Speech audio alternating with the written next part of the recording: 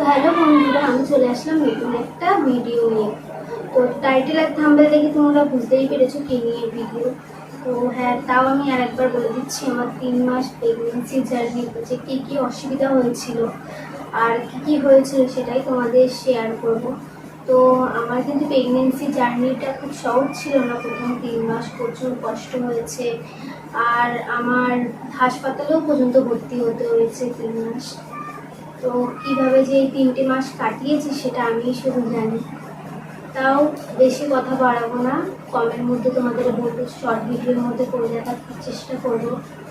তো প্রথম 3 মাস যখন আমি অসুস্থ হয়ে পড়ি, আমি তো জানতাম না যে এই প্রেগনেন্সি কনসিভ করেছি আমি। তারপরে যখন জানতে পারলাম তো আমার ডাউট হয়েছিল যে হ্যাঁ, আমি হয়তো আমার পিরিয়ড যখন মিস গেছিলো তখন আমি আন্দাজ করেছিলাম যে এটাই হবে, যার জন্য আমার শরীরটা খুব খারাপ। যেহেতু এর ব্যাপারে আমি রিসার্চ আগে থেকেই করেছিলাম, আর আমাদের এটা কোনো প্ল্যানিং বেবি না, হঠাৎ করে যেহেতু চলে এসেছে তাই নিয়ে নিতে হয়েছে। তো হঠাৎ করে চলে আসার পরে আমি আমার বাড়ির লোককে জানিয়েছিলাম প্রথমে।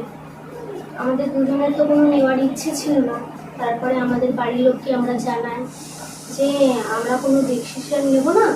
প্রথমে আমাদের হচ্ছে যেহেতু মা বাবা রয়েছে, মা বাবাকে আগে জিজ্ঞাসা করি, তারপরে মা বাবা যা বলবে তাই হবে। তো প্রথমে মা বাবাকে জানাই, মা বাবাকে জানানোর পরে মা বাবা বললো তুমি ভালো খবর শুনিয়েছ, তা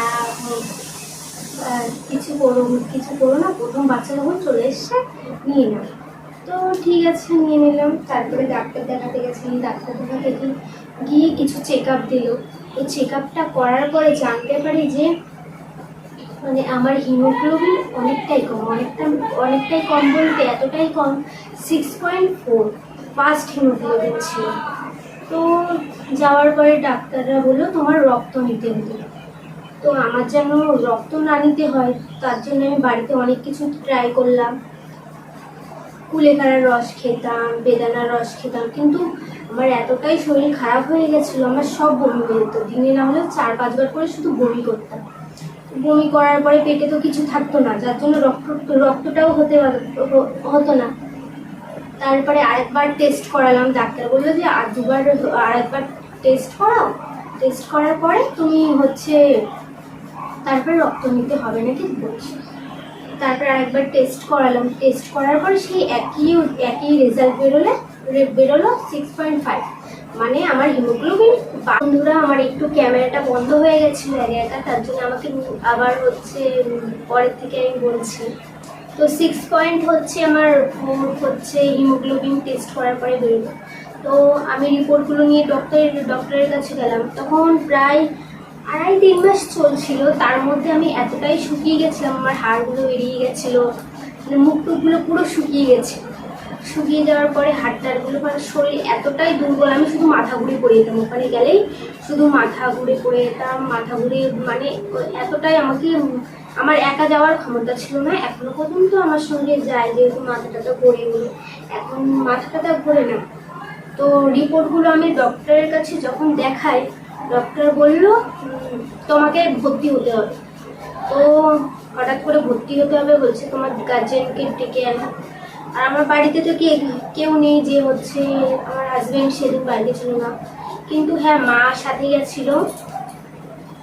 তো মা সাথে যাওয়ার পরে মা ফোন করলো, আমার হাজব্যান্ডকে ফোন করে জিজ্ঞাসা করা হলো কি ভর্তি করে দেবো। তা বললো হ্যাঁ। তারপরে ডক্টরের কাছে গিয়ে কথা বলার পরে সঙ্গে সঙ্গে ভর্তি করে দিল আমাকে। তখন 2টো বাজে, তখনই ভর্তি করে দিয়েছে। তারপরে ওখানে গিয়ে থাকলাম। আমার প্রথমেই হচ্ছে আয়রন দিয়েছিল, আয়রন দেওয়ার পরে যদি ওরা ভাবছিল যদি রক্ত বাড়ে, কিন্তু পারলো না। তারপরে আমাকে ব্লাড দিতে হচ্ছিল। তো তোমরা হয়তো বিশ্বাস করবে না ব্লাড দিয়েছি কি দিইনি, কিন্তু আমি লাস্টে তোমাদের দেখিয়ে দেবো আমাকে সত্যি ব্লাড দেওয়া হয়েছিল নাকি। আমি তারপরে সুস্থ হয়ে আসলাম 5 দিনের মাথায়। আমাকে 2 দিন অপেক্ষা করতে হয়েছে ওখানে, তারপরে গিয়ে আমার ব্লাড এসছে। এ পজিটিভ ব্লাড যেহেতু, আর ব্লাড আসছিল না সেদিন ব্লাড ছিল না। তো ব্লাড আসার পরে আমাকে ব্লাড দেওয়া হলো। ব্লাড দেওয়ার পরে 1 ব্যাগ মতো ব্লাড দিয়েছিল। দেওয়ার পরে ডাক্তার এসে দেখলো, তার পরের দিন এসে দেখলো যে ঠিকঠাক আছে, ওর শরীর এখন ভালো আছে। তো ওকে ছেড়ে দাও। তো আমাকে ছেড়ে দিয়েছিল ওখান থেকে, ছেড়ে দেওয়ার তাও বমি হতো। মোটমাট আমার 4 মাস পর্যন্ত বমি হয়েছে। বমি হওয়ার পরে তারপরে আস্তে আস্তে কমে গেছে। তো আমার জার্নিটা খুব একটা সহজ ছিল না, কিছুই খেতে পারতাম না। কার কার এরকম 3 মাস খুবই কষ্ট হয়েছে আমাকে জানাবে। আর আরও কিছু কথা রয়েছে,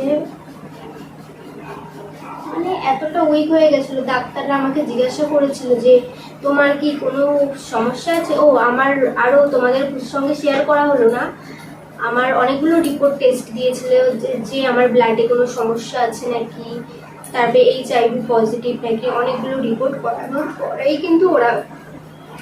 কিন্তু আমাকে ওরা ব্লাডটা দিয়েছিল।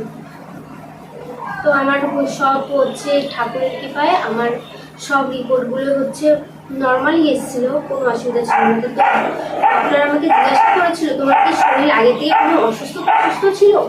তো আমি বলেছিলাম হ্যাঁ আমার শরীরটা অসুস্থ ছিল, শীতকালের সময় আমার দাঁত যন্ত্রণার জন্য আমি প্রচুর পরিমাণে ওষুধ খেয়েছিলাম। হ্যাঁ, তোমাদের আরেকটা কথা শেয়ার করা হলো না, প্রথম দিকে যখন আমার বাচ্চা যখন আসেনি তখন আমি অনেক ওষুধ খেয়েছি, এত পরিমাণে পাওয়ারের 600-700 পাওয়ারের ওষুধ খেয়েছি।